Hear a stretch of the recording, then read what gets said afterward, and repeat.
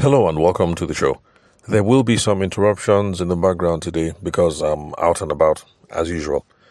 Today on the show, I'd like us to look at upselling and cross-selling as a way of increasing average order value. Now, I know for some of you listening to the show for the first time, you're wondering, what does all this jargon mean? Now, let me repeat. I want us to look at upselling and cross-selling as a way of increasing average order value. So don't worry, I will explain what the terms mean. And even though this sounds very highfalutin and technical and complicated, I can assure you that the real meaning of these things and the application of these things are very, very simple. And you don't have to run away whenever you hear big terms like this. Now, before we continue, shout outs, I'd like to shout out LoveX. He discovered the podcast. I don't know when he discovered the podcast, but he left a comment on Spotify. That was last week, a couple of days ago. And he said he really loves the podcast. And then he put a caveat there because I think last week, I went on this rant about how those of you who are in technical spaces, front end, back end, developer, UI, CX, this, that, about how you guys need to watch all the technical terms that you put there because there are terms that we, normal people, lay people who actually need your services do not understand. So he gave me a different perspective saying that when people go on LinkedIn and put front end, back end, developer, full stack, this, UI, CX, AWS, this, that, all those technical stuff, that what they're doing really is they're trying to position their brand for employers. And so if you put it that way, okay, yeah, then it makes sense. I understand why you guys do that. But you need to find a some sort of compromise so that ordinary, average, everyday people like us also know what it is that you do. Because the first time I ran into someone who was a full stack, front end, back end developer, coder, UI, UX, this, that, all that fancy stuff. The first time I had a simple conversation, I had no idea that what you guys do is stuff that regular people like me and Momsy and Wifey and my brother and, my friends actually need. For instance, my mom just set up an NGO and it's about girl education, and the focus is on trying to get girls educated between the ages of 12 and something. I can't remember. The focus is the middle belt. And of course, she want a website to promote, the charity's activities. Now, ordinarily, if somebody in my family came to me to come and say that, oh, this is what I'm working on, what I would think is, okay, let me go and meet a graphics designer. Because as far as I know, the only people I know who make websites are graphics designers, So how am I supposed to know that when you put on your website full front end, back end, full stack, back stack, omni stack, developer, UI, CX, something. How am I supposed to know that you can make websites? I have no idea. But yes, I do take what LoveX said, that these people are positioning themselves primarily for employers. Okay, and in that sense, that way it makes sense because an employer will understand what a full stack, omni stack, front end, back end developer, AWS, UI, UX, an employer would understand those things. So I guess, so I guess that's it. But anyway, bottom line is, I want to say shout out to LoveX. Thank you very much for contributing to the conversation. And thank you for trying to clarify and help me understand some things better because nobody is a repository of knowledge. Nobody knows everything. So if there's something I've said on the podcast and you don't think the thing is adding up, quite makes sense, feel free. Hit me up on WhatsApp. The number is 080-6466-2140. Country code +234. Hit me up on LinkedIn. The name is Tavishima Ayede. I also have a YouTube channel. If you comment on YouTube, I'm going to respond. So you let me know what's up. I'll come over here on the show and, I'm not too proud. Yeah, I'm a proud guy, but I'm not too proud. I'll take dressing and I'll say that, you know what, this thing that I said last time, somebody has sent me a message. It has lent some perspective to the matter, and then I'll share what it is. So LoveX, thank you very much for listening to the podcast and for commenting. And please, LoveX, share the podcast with other people who you think are going to derive value from it. Now, today, like I said, what we're going to look at is upselling and cross-selling as a way of increasing average order value. So plenty of big terms. So let's define what those terms mean.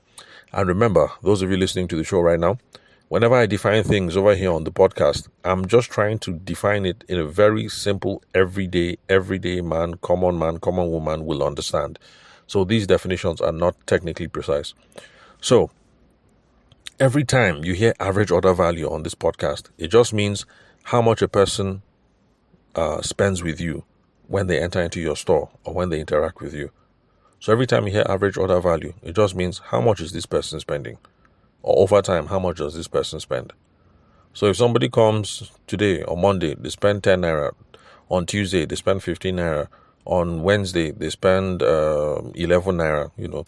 Average order value will be, I don't know, maybe like 10 bucks, 10 naira, 11 naira. So that is what average order value means. How much does a person spend with you when they enter into the store?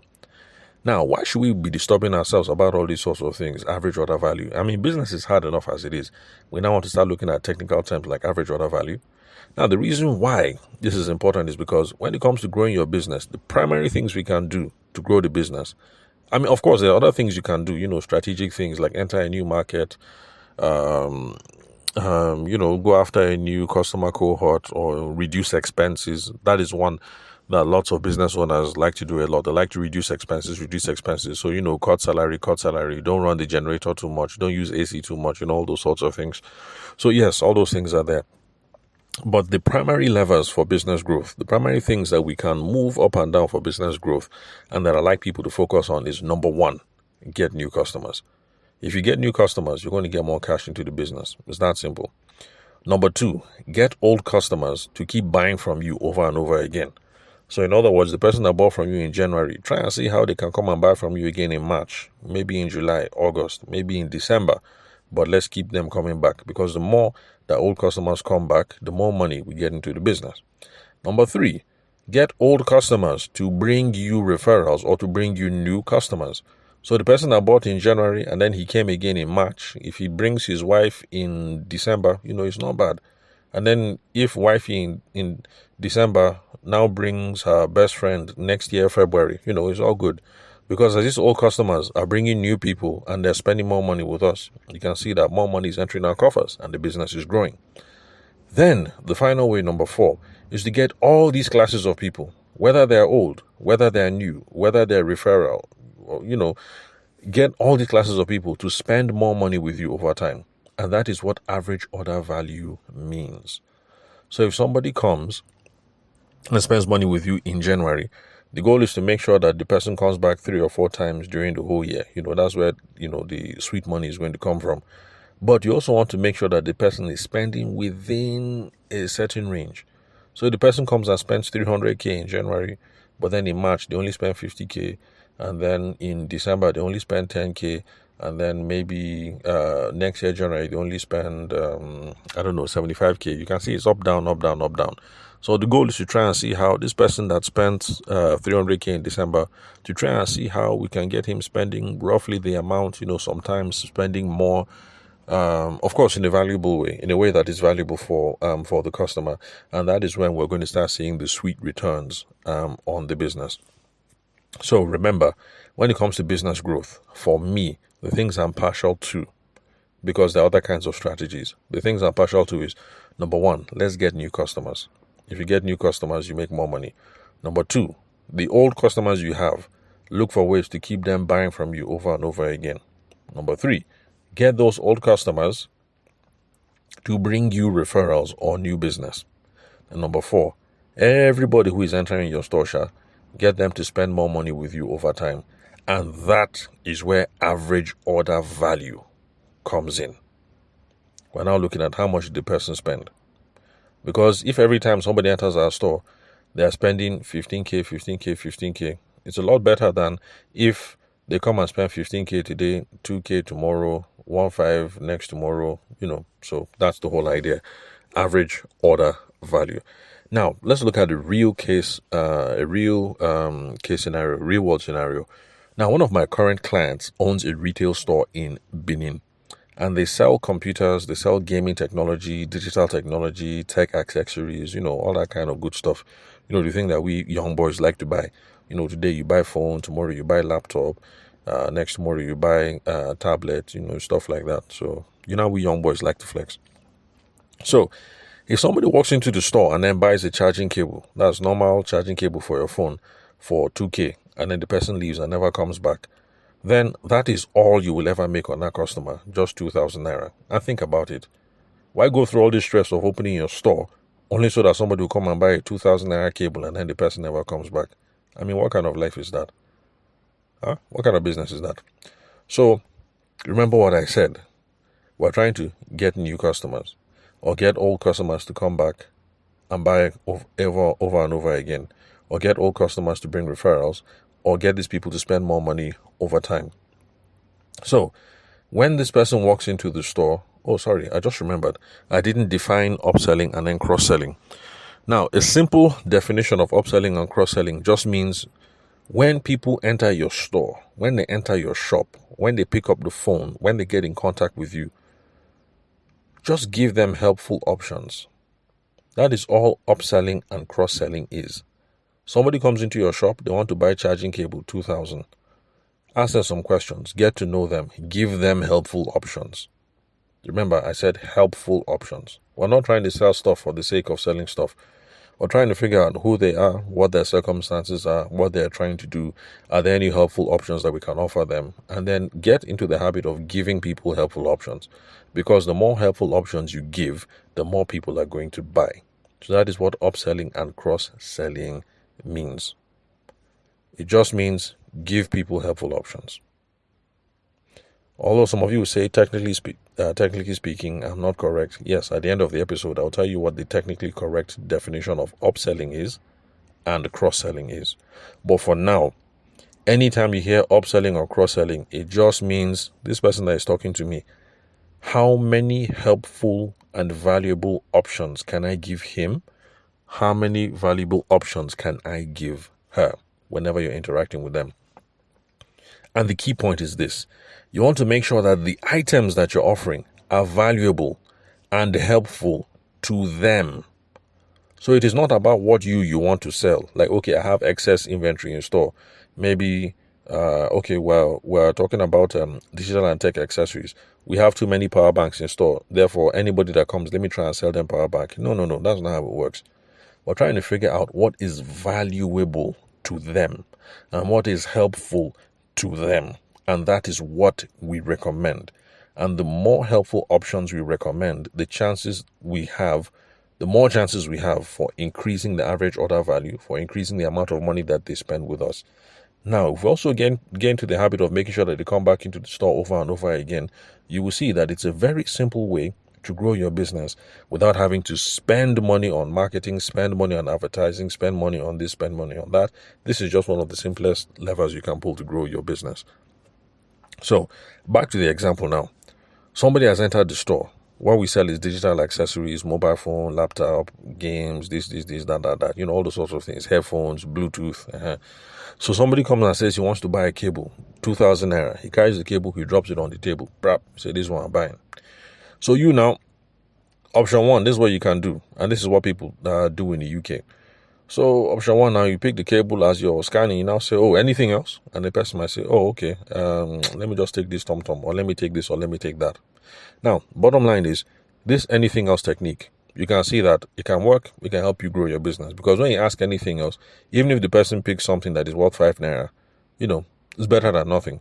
Because if every time you ask anything else, somebody picks something that is worth 5 naira, and you ask anything else, let's say 100 times in a week or in a day, that's an extra 5, Abby?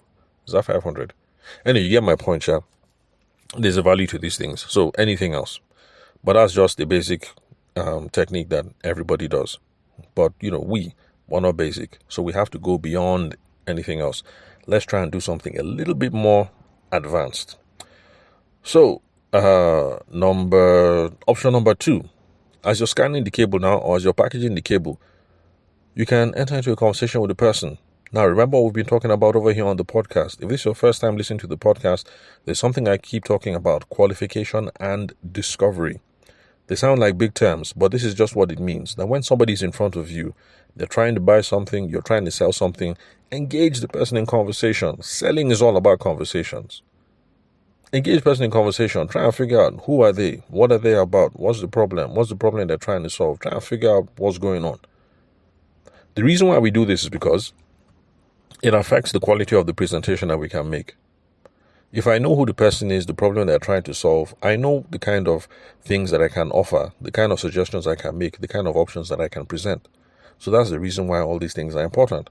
So now in this case, as you are packaging the cable, now you say, "Oh, by the way, what happened to your old cable?" That's an option. What happened to your old cable? This is qualification and discovery. I'm trying to learn more about the person. I'm trying to learn more about their difficulty that they're trying to solve. This will give me knowledge that I need to make helpful recommendations. The person can respond, "Man, the thing was just twisting and it was cutting. In fact, the thing even shocked me one day while I was trying to charge the phone." They say, "Hey, the thing shocked you?" Wow. I say, "Yes, I'm telling you." Hey, I was shocked. I didn't even know that this kind of thing can happen. From here now, you'll be able to slide into a helpful option. You now tell the person, "Have you thought of trying out these twist resistant cables?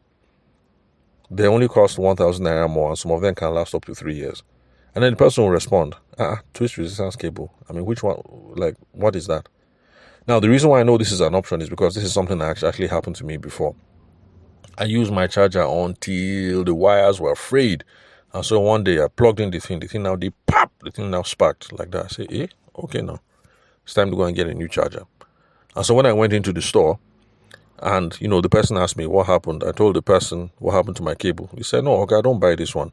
If you buy this one, the thing will twist again. When you put it in your bag, the thing will twist and twist and twist, the thing will cut. Buy this one, is twist resistance." I said, "Twist resistance how?" Said, "This one now that is flat." I said, "Is this thing strong?" Because that was the first time I saw a cable that was flat. It was new to me. I'd never seen them before. He said, "This one is strong now. Now look at it now. There's no how that this one can twist, even if you take it and you tight it." Because he took it, he tied it in a bow and then stretched it and then loosened it again. I was like, "Oh, okay." And that is how I discovered that there are these things that are twist resistant cables. So in this case, you can see now how you're giving a helpful option. Somebody came in to buy charger 2K. If you just said, "Okay, thank you," you wrapped up the thing and gave it to him and the person left, that's all you got, 2K. But if you ask the question, "What happened to your old charger?" and the person had these sorts of problems that me personally I had, and that's why I can give this example, you will now be able to upsell the person into another option that, look, instead of buying this ordinary charger for 2K and then in a few months you'll be back here, buy this twist resistant cable. This one costs 3K. The difference is just 1,000. You're a bigger boy, it's not a problem. It's just 1,000. And some of these ones, they last up to 3 years. In fact, me, my own, I've been using it for the last 5 years. See the cable here. Nothing is happening. See, I'm charging my phone. So now you see that is upselling. The person came. The goal was to spend only 2,000. You've now gotten the person to spend how much? 3K. So, person is like, so this is 3K. And you say, yeah, sure, no problem. So that's how the one that he wanted to buy, 2K, you put it down.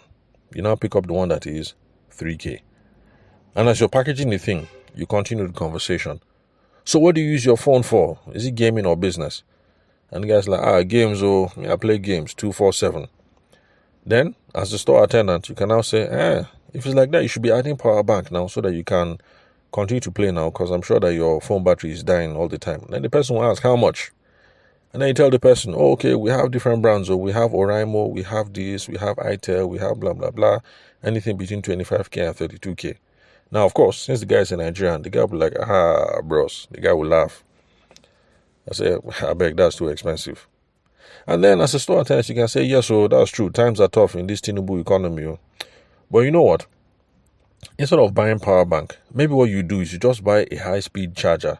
The high-speed charger, it costs 4,500. And the thing with the high-speed charger is you can get a quick charge in like 5 minutes. At least your phone can charge up to 30%. It's like, really? Which one is high-speed charger? You say, look at this one now. This itel something is 1,500 AMH. All those technical blah, blah, blah, blah, blah, blah, blah. But of course, remember, when you're describing this thing, you stick to benefits. And the benefit is that if you charge for 5 minutes, you can get your phone up to 30% or something like that. Oh, by the way, the reason why I know is because somebody has used this technique on me before. The person was like, it's as if your phone is dying a lot. I was like, yeah, it is, because I use my phone for work. I do everything on my phone. It's not just the podcast recording that I'm doing.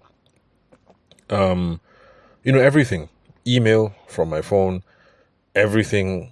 I do everything from my phone basically. So my phone is like my workhorse. And so that is how I got into this whole thing of using high speed chargers. So all these things that I'm saying, some of you might think I'm just making stuff up. I'm not making stuff up. I have been on the receiving end of these sorts of conversations. That is why I know that they are possible. By the way, you see, this is the reason why I say that lots of people are doing good selling techniques. They just don't know that they're doing it. So these store attendants that sold me on these things, the cable that is twist resistant and the high speed charger, if you ask them, they can't tell you theoretically or strategically that what they're doing is upselling and cross-selling. They just know that, okay, Oga say I should do it like this, and they are doing it. So you see how I say that, what's that passage? My people suffer for want of knowledge, for lack of knowledge. Some of you are not able to grow your businesses and grow your income because you don't know the simple things, the next step, the tactics, the frameworks, selling philosophies, selling systems. And that is why I say that, look, that this is the 101 that everybody needs to learn to move their business forward. There are other things you need to learn, cash flow management, what else? People management, team building, all those other things. But all these small things, selling, this is the 101 that we all need to learn now. So anyway, back to the example now. So you tell the guy that, yes, so Tinubu economy, blah, blah, blah. Instead of power bank for 25K, just try this high-speed charger for, it's 4 or 5. You get a quick charge, 30% in 5 minutes. You say, high-speed charger, really? You say, yes, now, I'm telling you. Me, the brand that I use is blah, blah, blah. By the way, this sort of, is it a testimonial? Not really a testimonial, sure. Okay, let me just call it this sort of you giving your own testimony when you sell these sorts of things. It helps. It makes you more relatable. It shows that the stuff that you're selling is stuff that you actually use, and that's how you can give intelligent opinions on these sorts of things. So you say, yes, now, this is the brand I use. This is the XYZ something. Because I have inverter in the house, I don't need to use my power bank. So I just make sure that I have this high-speed charger. So before I leave the house, I have my phone on full charge before I leave. And the customer will say, okay, no problem, add the charger head. So everything now is 7.5, Abi. And then you say yes. Because remember, the guy came in, he wanted to spend 2K on a charger. You upsold him. He bought the twist resistant cable for 3K. Then now, you sold him on a high-speed charger. That one is cross-selling. I'll explain the difference later. Upselling, cross-selling.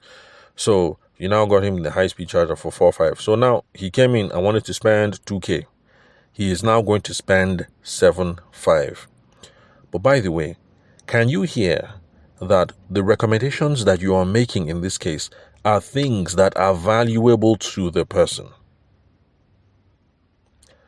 Sometimes some of you own a shop and then you tell your store man, your store woman, your store girl, your shop boy, you tell them that, look, we have too many chargers in the shop. We need to sell all these chargers. Anybody that comes here, recommend charger to the person. No, that's not how it works. It's not about what is the excess inventory that you have. It's about what are people most likely to find valuable. The only way you find what is valuable is if you engage them in a conversation.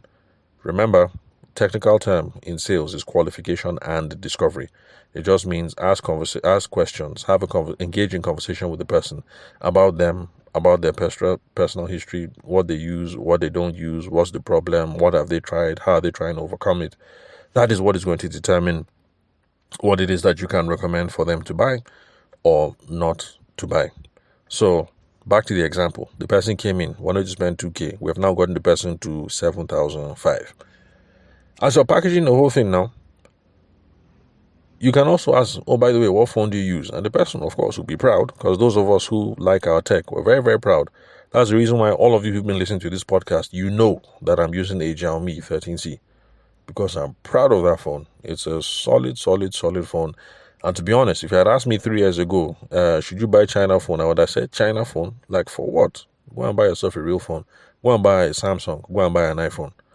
But now that I've tried this Xiaomi 13C, I'm like, man, these Chinese boys, they know what's up. These Chinese people, they know what's up. Like, their phones are correct. Their phones are tight. Picture quality is good. Audio quality is good. Battery is correct.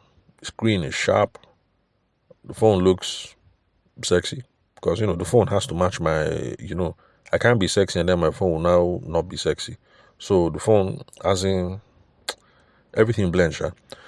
So where was I? I was boasting about my phone. Sorry, forgive me. So you now ask the person, by the way, what phone do you use? And then the person will be proud. Now, person, oh, I use a Samsung ABC. As a store attendant, you now say, nice one, correct phone. But bros, did you know that Samsung ABC Pro Max is coming out in December? You say, really? Yeah, I'm telling you now. Look at it here. You just slide the, what do you call the flyer or the something, you point to it. You say, you know that we do trading here. So if you want, in December, you can bring in this old phone, Samsung ABC, and then we'll do a trading in store for you so that you can walk out of here with the ABC Pro Max. You say, really? You people will do that? Say, yes, now, bros. We've been doing it for a while. We've been doing it steady. The guy will say, okay, how much?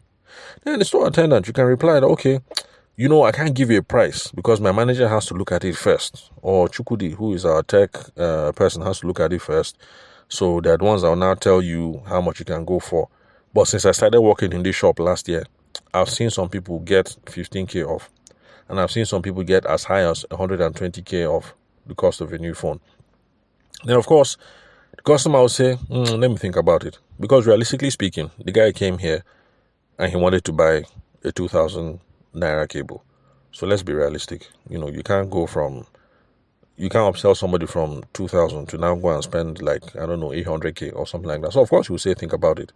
And this is the point where as a store attendant, you will say, okay, sure, no problem, bros. Can I have your phone number? So that as soon as the Samsung ABC Pro Max is in store, I will call you. You know, we'll have some dummies over here. Just come and test it now. Just download your game. Just test it now. See how the thing handles. The customer will say, oh yeah, sure. The phone number is 080XYZ. So I'm hoping you guys get beginning to get a sense of how the thing works.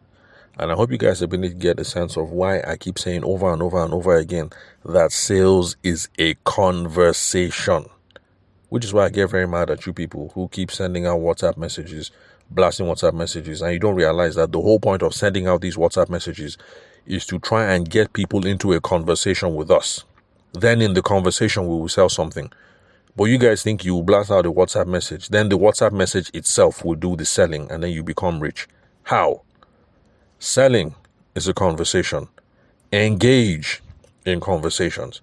Whether it's an email or a WhatsApp message or whatever it is you're doing, the goal is to engage someone in a conversation. You cannot do qualification and discovery, learn about the person, learn about their problems, learn about what they're trying to achieve until you engage in a conversation. When you engage, you will now know what the person is suffering or what the person wants to enjoy. That will determine what it is that you can sell. So in this case, we're talking to the person. Power bank of 45K, okay, too much. But at least we know that if we sell them the super fast charger of 4.5, it will still solve their problem. It will still make their life better. So, selling is a conversation. Now, summary of what I'm trying to say when we talk about upselling and cross-selling and increasing average order value. Instead of getting a 2,000 Naira order in this case, if you have good sales practice, it is possible that somebody can walk into your shop or somebody can ping you on Instagram. The person only wanted to spend 2K, but it's possible that you can get the person to spend 7.5. In this case, also with the possibility that the person will come back into the store in December to come and look at the Samsung ABC Pro Max. By the way, that's not a real phone. I'm just making stuff up. You know, I don't know anything about phones. To be honest, the only phones I know are the phones that I use.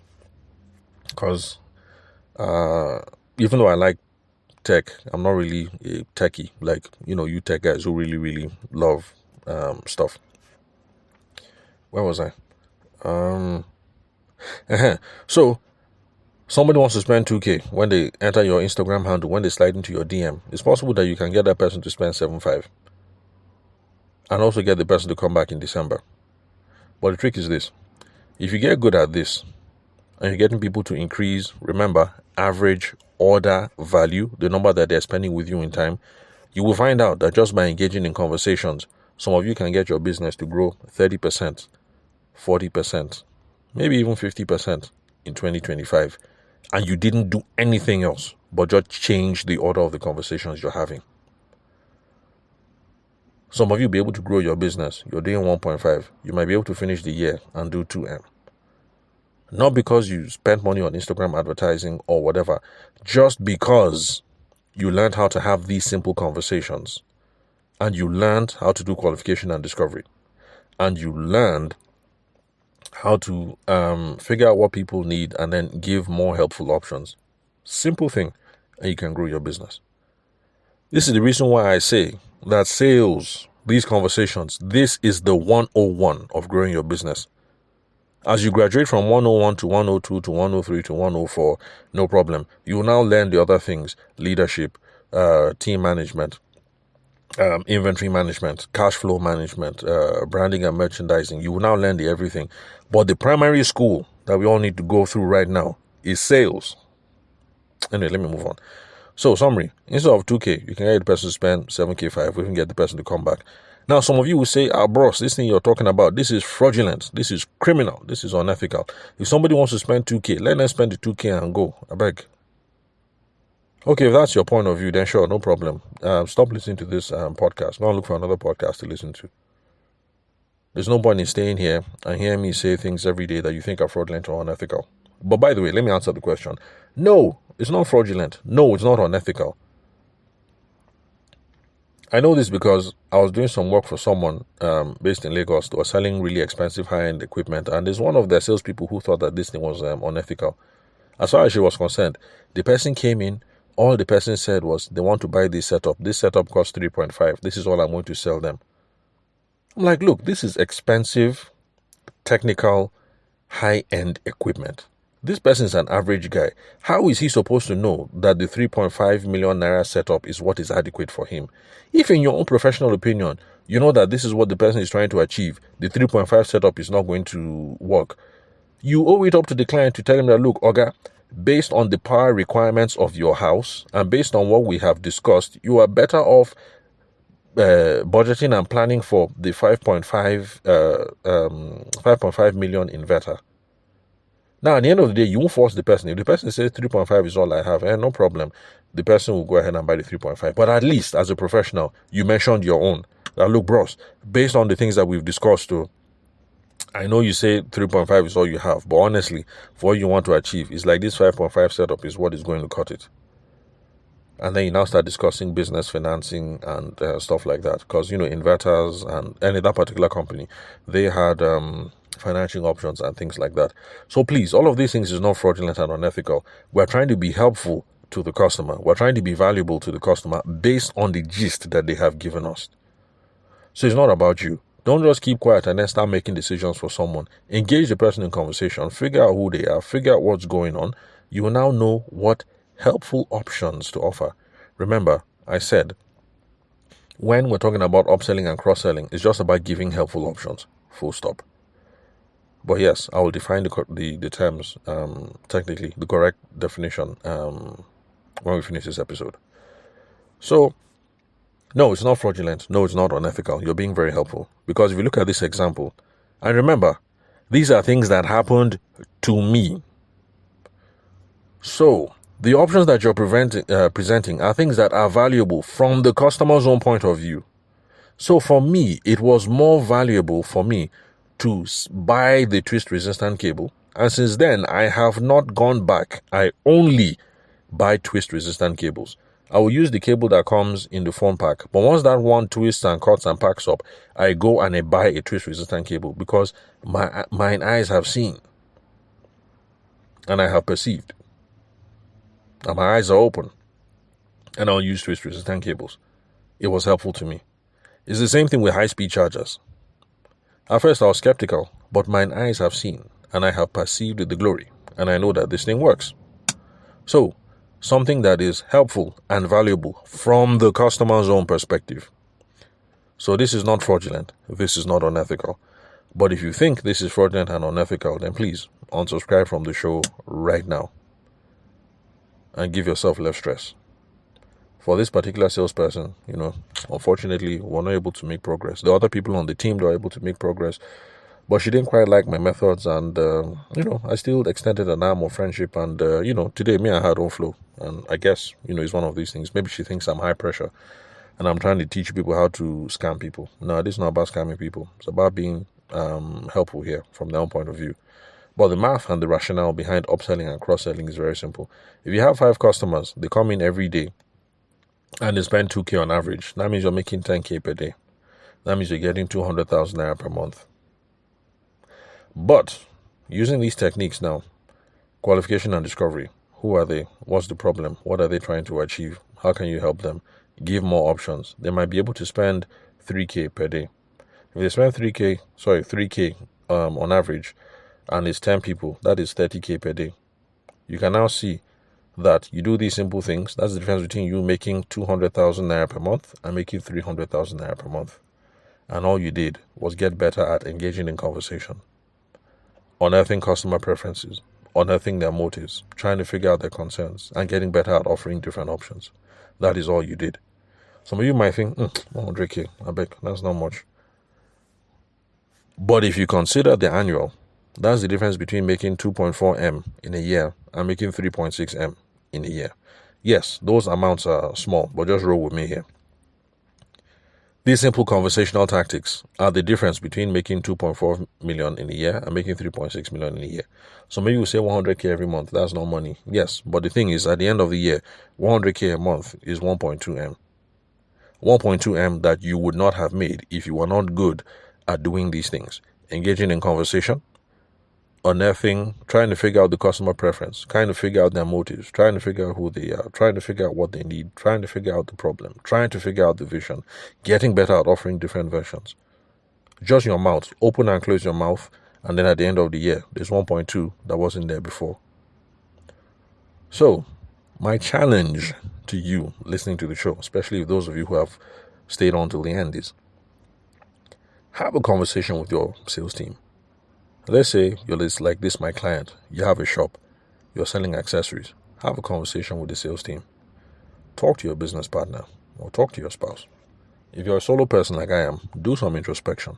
Talk to yourself and try and figure out how to give helpful options to your customers, because it makes a very, very, very, very big difference. Now, for those of you who are wondering, the technically correct definition of upselling and cross-selling, this is the definition. Upselling just means you got somebody to buy a much more expensive version. Cross-selling means you sold something else that helps the person get more value out of what they bought. So in this case, upselling was the person wanted to buy a charger that was 2K. You got them to buy a charger that was 3K. That is upselling, a much more expensive version. But remember, it should always be based on the value that the customer is going to derive. So in this case, if they buy the 2,000 naira cable, they'll be back here in 4 or 5 months. In fact, maybe even shorter. Because if they have children like me, you tell your children, don't touch this cable. But then you go, you're brushing your teeth, you're having a bath, you're taking a poop, they're playing with your cable. And then before you know it, 3 weeks, your cable has cut again. But then you buy you're able to get them to spend and buy a twist-resistant cable. It's value for them. It's going to last longer.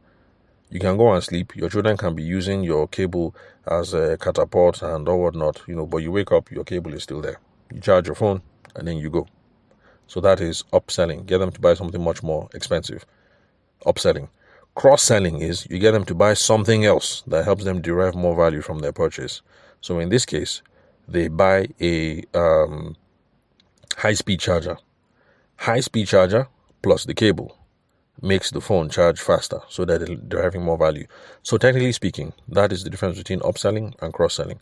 Upselling means get them to buy the much more expensive version. Cross-selling means get them to buy something else that will make what it is that they're buying work harder. So if I go into a shop and I want to buy Mercedes-Benz SLK, if the person is a smooth talker and the person gets me to leave there buying a Maybach, that is upselling. Because I came here, I wanted to buy Benz SLK. And then they got me to buy a Maybach. For those of you who've been listening to this show and you want my progress, I want you guys to say a big amen so that Tabishima can drive a Maybach. I can't keep driving Toyota. So pray for me that my ministry will move. So I hope I have an amen there. So that is upselling. Cross-selling is now buying some extra things that will now help, derive more value. So let's see. Okay, let's say now I agree. I'm buying a Maybach. And the Maybach has, there was this sweet Maybach I saw on I can't remember the channel, but the car, that thing was sweet. At the back in the owner's corner, you just push one button, and then there's this thing that comes up from the armrest where you can put an iPad, so you can now be like working. So the driver is driving you, like maybe you're driving in VI, you're stuck in traffic. You just simply press that thing, prop, the thing will now slide up. You put your iPad there, and then you start working. You can be doing Zoom meeting, doing business meeting. You're inside your very chilled, AC tight, tinted glasses, correct Maybach. You're certified big boy or big girl. So let's say I buy that Maybach now, and then the person is like, oh, you know about this feature? And then you tap that thing, the thing now slides up. I'm like, correct, nice one. So you can put your iPad here. So, I don't have an iPad. So that's not a problem. We sell iPads here. We have them different ranges from this to this to that to that. And let's say I now buy an iPad and join. That is another example of how the person has increased the average order value. I came there and I say I want to buy Benz SLK. The person, we have a conversation, he's able to get me to go from Benz SLK to now buy a Maybach. Then, that is upselling. From Maybach now, there's a space for you can put that iPad. But me, I don't have an iPad. So in order to get more value out of the Maybach, when I'm driving in owner's corner, they now get me to buy an iPad, and I add to that. So average order value increased. But either way, you can see that it's not fraudulent, it's not unethical. It's coming at things from the customer's perspective and what it is that they really want, what they really need, what they can afford, and what they get value from. So have a conversation with your sales team. Talk to your business partner, talk to your wife, talk to your husband, talk to yourself, figure out how to give helpful options.